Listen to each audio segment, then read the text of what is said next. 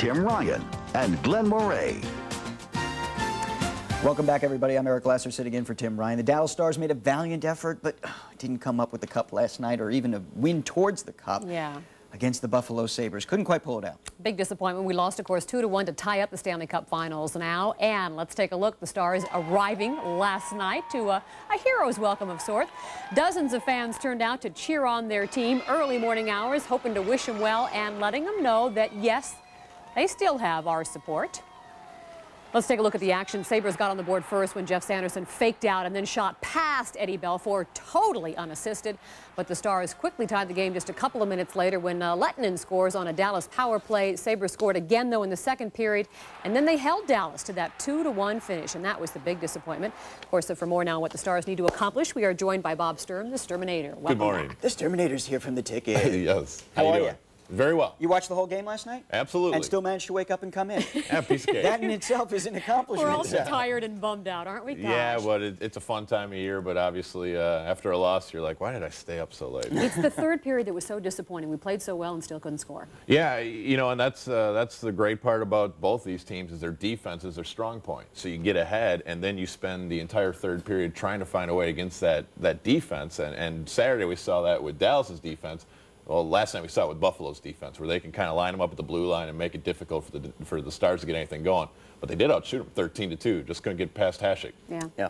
Well, Belfour had some good moments also. I mean, at first he got beat, he got duped, and then he came back and he laid that stick out in front of the net there and saved what would have been a 3-1 goal, I guess, at that point. Yeah, Belfour was good. It was a sweet move. Belfour was great last night. You know, and so much in this series we've pretty much been saying. In fact, yesterday we even talked about how Belfour's kind of been hanging out in the back and not having to be great or anything. Belfour yesterday was awesome. He did a lot to keep this team in the game, and I really think he's been a key in this entire playoff run. I hope that doesn't get overlooked. Yeah, but the toughest part had to have been when you could see that the Stars were ready to turn around, take the offense, and gave the puck away. And yeah, you know, that's the thing. The Stars play the system so well. They can beat teams 2-1, and they don't make very many mistakes. But unfortunately, the one thing about the system, when you do make the mistake, it ends up in the back of your net, and then you end up losing. So that's the one small problem. It's a great system that Stars play, provided they don't make any mistakes. Last night, 2 crucial mistakes. Yes. And give the Sabres credit. They took advantage of both of them and put them in the back of the net. Game 4 actually has been a problem for us. Third straight series, Colorado and St. Louis, we had trouble in Game 4. Right, and it's 2-2 after the St. Louis series. Stars win in 6. 2-2 after the Colorado series. Stars win in 7. So it's not time to panic, but certainly we should now recognize the fact that the Sabres have a real good chance at winning the series, and now it's going to be a very entertaining best of 3. So what do we do tomorrow night? You better get the win. You better get the win tomorrow night, and you really should treat all 3 of these games as must-wins so that you get 2 of them.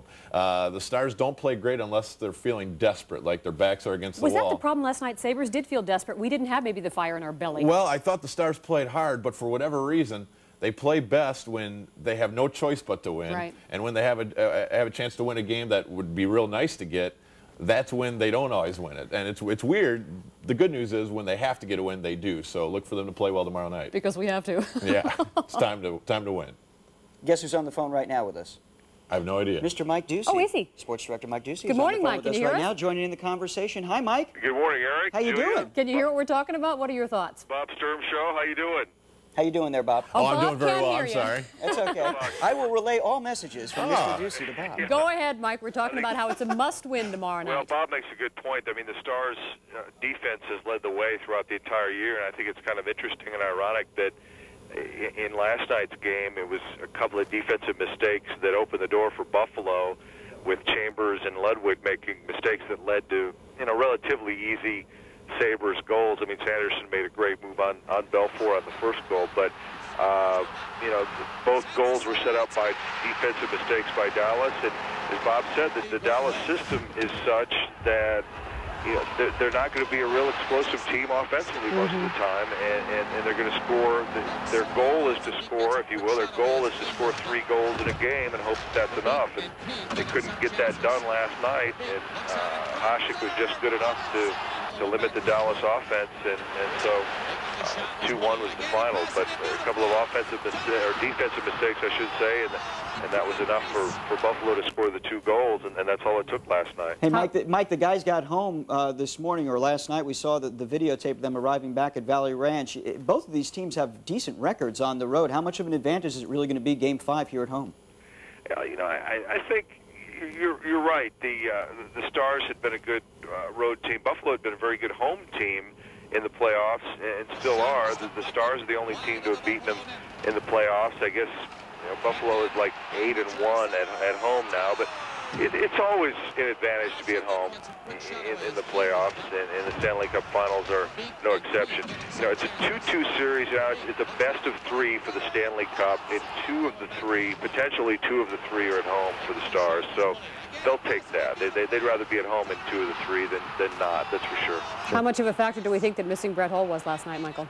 I don't know. I'd be interested to hear what Bob has to say about that. I mean, the fact is they needed more offense last night. I mean, Belfour I thought was pretty good. Like Bob said, he made some spectacular saves, and he gave up 2 goals on plays that he really didn't have much of a chance to stop because they were essentially breakaways for the Sabres.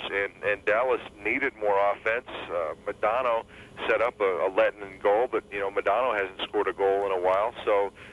The Stars could have used another goal scorer last night. How much of a factor Hull's absence was, I'm not exactly sure because they're such a deep team. Yeah, Bob can hear you now. Bob's Go ahead. nodding his head up and down like, oh, yeah. Yeah, well, yeah, the thing about Brett Hull, the thing that makes his abilities great is when you need a goal. On Saturday night, they didn't miss Brett Hull because they were always comfortable with either being tied or being ahead, knowing that things were going to be great. Last night, it's 2-1. You need a goal in the third period, and that's when Brett Hull can do what he did in Game 2, where just be lurking and out of nowhere put one right past Hasek before he can even see it. Hope he's back tomorrow night. That would be great to get this team going. All right, Bob, we thank you. Michael, we thank you. We'll let you get a little bit of rest. Reminder to folks, you can hear more from Bob every weekday, noon to 3.